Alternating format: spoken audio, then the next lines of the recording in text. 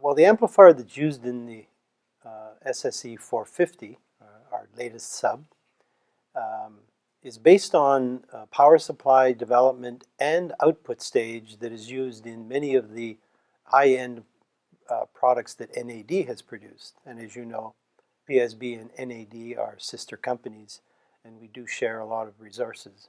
And in this case, we did put together the expertise on the amplifier side, and then, of course, the expertise on the acoustic side from PSB, and merge those two together. The reason we produced this version of subwoofer, which is now all done in the digital domain, is because it allows for much more control, not only of the frequency response, but also of the compression or the protection that the subwoofer would engage in if it were overdriven.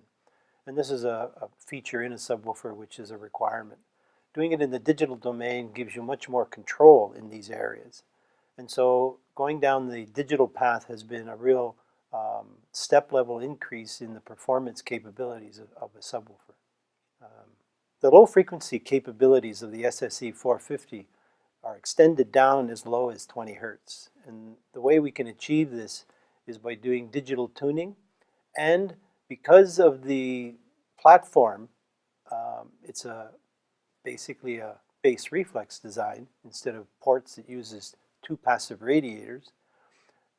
In a box design, you have to tune the passive radiators to produce the output at the lowest frequency that you want.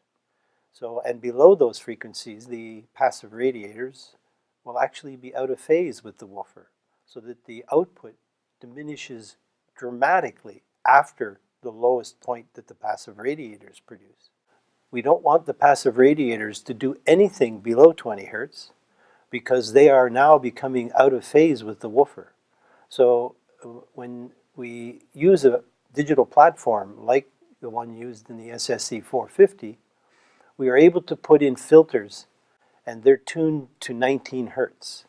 So that below 19 hertz, it's sort of a brick wall response. So that the passive radiators never are given the opportunity to engage in output that is out of phase with the woofer. And that's how we achieve this. And it's achievable much more easily in the digital domain because of the complexity of the filters that you can use in executing this particular feature, which is a brick wall filter below 20 hertz.